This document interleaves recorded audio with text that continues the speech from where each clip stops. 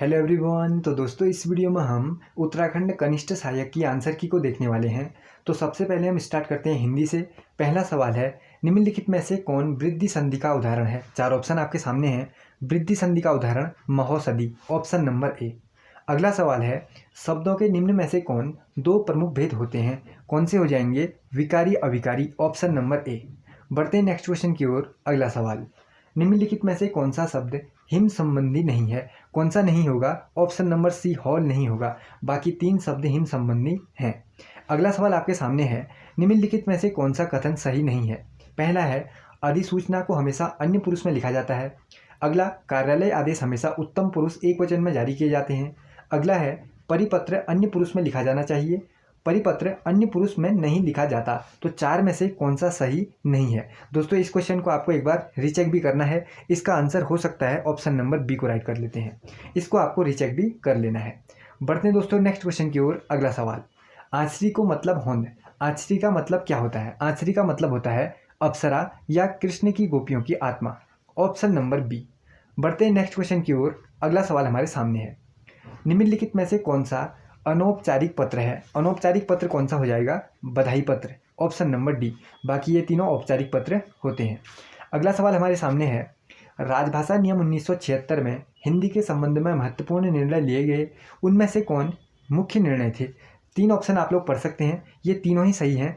उपरयुक्त तीनों, option number D को right करते हैं। अगले सवाल की तरफ बढ़ जाते हैं। निम्नलिखित में से कौन सा कथन असत्य है। और यहाँ पर आप लोग देख सकते हैं, जिठान का अर्थ लिखा है देवरानी। जिठान का अर्थ क्या होता है, जेठानी होता है। तो कौन सा असत्य हो जाएगा, यही वाला असत्य हो जाएगा। बाकी तीनों सही लिखे हुए हैं। बढ़ते हैं दोस्तों नेक्स्ट क्वेश्चन की ओर। अगला, कीबोर्ड और माउस निम्न में से क्या है। कीबोर्ड और माउस क्या है, इनपुट डिवाइस है, यानी इनपुट इकाई। ऑप्शन नंबर बी को राइट करते हैं। अगले सवाल की तरफ साथ में बढ़ जाते हैं। कबीर और गांधी की विधा क्या है। ये कबीर और गांधी क्या हो सकता है, क्या है, ये निबंध है। ऑप्शन नंबर डी को मैं राइट कर देता हूँ। ठीक, बढ़ते हैं अगले सवाल की तरफ। अब अगला सवाल हमारे सामने है और अगला सवाल ये देख लीजिए आप लोग। निम्नलिखित में से मौसम संबंधी कौन सा कथन असत्य है। चौमास को वर्षा ऋतु, झून ह्यून शीत ऋतु, असौज आश्विन, माघ का अर्थ ग्रीष्म ऋतु। तो बाकी तीन ठीक है, यही सही नहीं होगा। ऑप्शन नंबर डी को मैं राइट कर लेता हूँ। बढ़ते हैं दोस्तों नेक्स्ट क्वेश्चन की ओर। अगला, निम्नलिखित में से कौन सा अलंकार है, जो रहीम गति दीप की, कुल कपूत गति सोई, बारी उजियारी करे, बढ़ो अंधेरो होई। इसमें कौन हो जाएगा, कौन सा अलंकार हो जाएगा, श्लेष अलंकार हो जाएगा। Option number D. अगला सवाल हमारे सामने है, निम्नलिखित में से कौन गढ़वाली लोक गायक कौन नहीं है। जीत सिंह नेगी ये तो हैं, जगदीश पकरोला, किशन सिंह पंवार।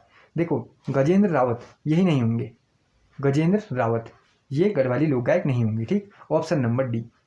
अगला सवाल देख लीजिए आप लोग, गढ़वाली भाषा के निम्न शब्दों में से कौन सा शब्द माँ का पर्यायवाची नहीं है। बे, बोई, बई ये तीनों होते हैं, बौजी नहीं होता माँ का पर्यायवाची। ऑप्शन नंबर बी राइट हो जाएगा। अगले सवाल की तरफ हम बढ़ जाएंगे।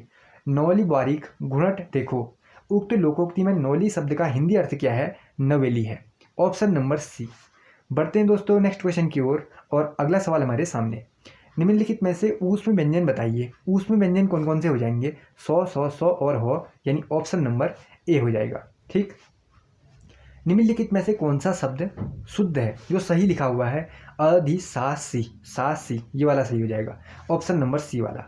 अगला, भ्रमर गीत ये तो सिंपल सा है, किसमें है, साहित्य लहरी, कवितावली, सूर सागर या फिर दोहावली। ये किसका हो जाएगा, ये हो जाएगा सूर सागर का हो जाएगा। Option number C. बढ़ते हैं दोस्तों नेक्स्ट क्वेश्चन की ओर। अगला सवाल, जत कै कंकड़ उत्कै शंकर लोकोक्ति का निम्न में से सही भावार्थ क्या हो जाएगा।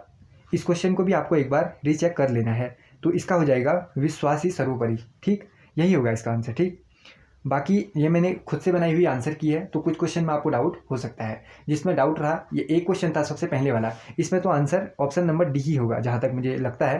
लेकिन पहले वाले क्वेश्चन में आपको रीचेक करने की जरूरत पड़ सकती है।